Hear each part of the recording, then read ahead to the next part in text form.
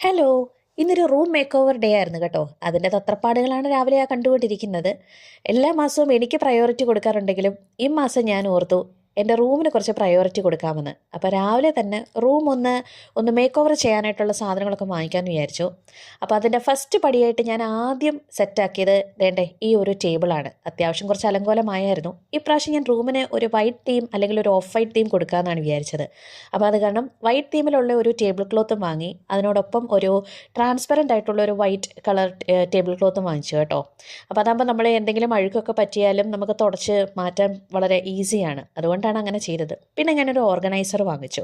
ഇത് ആക്ച്വലി ഒരു dish wash ഓർഗനൈസറാണ്. പക്ഷേ അത് ഞാൻ അതിനെ എൻ്റെ സ്വന്തം കലാവിരുത് കൊണ്ട് വേറൊരു ഓർഗനൈസറാക്കി മാറ്റി. പിന്നെ ആ ഒരു പെൻ ഹോൾഡർ കണ്ടല്ലോ, അത് ആക്ച്വലി ഒരു കപ്പാണ്. അതിന് ഞാൻ കുറച്ച് ഗ്ലിറ്ററിങ് ഒക്കെ കൊടുത്തു, എൻ്റെ പുതിയ ഒരു ക്രാഫ്റ്റ് വർക്ക്. അപ്പോൾ ഞാൻ അങ്ങനെ വെച്ച് ഓർഗനൈസൊക്കെ ചെയ്തുകൊണ്ടിരിക്കുകയാണ്. അപ്പോൾ ആ ഒരു നമ്മൾ പ്ലേറ്റ്സൊക്കെ വെക്കാനുള്ള സ്പേസിൽ ഞാൻ എൻ്റെ ബുക്സൊക്കെ എടുത്ത് വെച്ചു. അതായത് ഞാൻ പറഞ്ഞല്ലോ ഞാൻ ജേണലൊക്കെ ചെയ്യുമെന്ന്. അപ്പോൾ ആ ജേണലിൻ്റെ ബുക്സും പിന്നെ ഈ വർഷത്തെ ജേണൽ ഫസ്റ്റ് പ്രയോറിറ്റി കൊടുത്ത് ആദ്യം തന്നെ എടുത്ത് വെച്ചു. ആദ്യം ബാക്കിൽ വെച്ചെങ്കിലും പിന്നെ ഞാനതെടുത്ത് ഫ്രണ്ടിൽ വെച്ചു കേട്ടോ.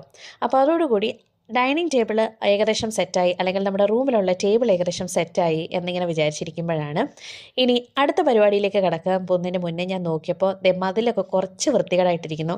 അപ്പം ഞാൻ ഓർത്തു ക്രാഫ്റ്റിനായിട്ട് ഞാൻ വാങ്ങിച്ച കുറച്ച് ഗ്ലിറ്റർ പേപ്പർ ഉണ്ടല്ലോ അതെടുത്ത് ഒട്ടിക്കാമെന്ന്. പക്ഷേ ഒട്ടിച്ച് വന്നപ്പോൾ ഏതോ രാജ്യത്തിൻ്റെ കൊടി എടുത്ത് വെച്ചതുപോലെയാണ് എനിക്ക് തോന്നിയത് കേട്ടോ.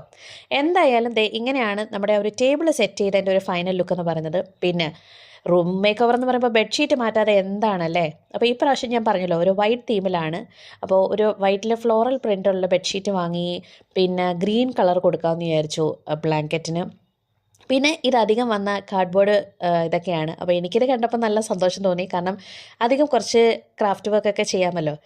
ഈ റൂമിൽ കാണുന്ന ഈ സംഗതികളൊക്കെ ഞാൻ ഇതേപോലെ ബെഡ്ഷീറ്റ് വാങ്ങിയപ്പോഴും കുക്കർ വാങ്ങിയപ്പോഴും ഒക്കെ കിട്ടിയ ഹാർഡ് ബോർഡ് കൊണ്ട് ചെയ്തേക്കുന്നതാണ് കേട്ടോ. അപ്പോൾ എനിക്ക് ഇനിയും ഇങ്ങനെയൊക്കെ എന്തെങ്കിലും ചെയ്യാൻ പറ്റുമല്ലോ എന്നുള്ളത് വെച്ചിട്ടാണ് ആ ഒരു ഹാർഡ് ബോർഡ് ഞാൻ എടുത്ത് വെച്ചേക്കുന്നത്. അപ്പോൾ ഇതാണ് എൻ്റെ റൂമിൻ്റെ ഫൈനൽ ലുക്ക് എന്ന് പറയുന്നത്. അപ്പോൾ ഇഷ്ടപ്പെട്ടു എന്നുണ്ടെങ്കിൽ ലൈക്ക് ചെയ്യുക, ഷെയർ ചെയ്യുക, സബ്സ്ക്രൈബ് ചെയ്യുക. പിന്നെ എപ്പോഴും പറയുന്നത് പോലെ എല്ലാവർക്കും ഹാപ്പി ഡേ.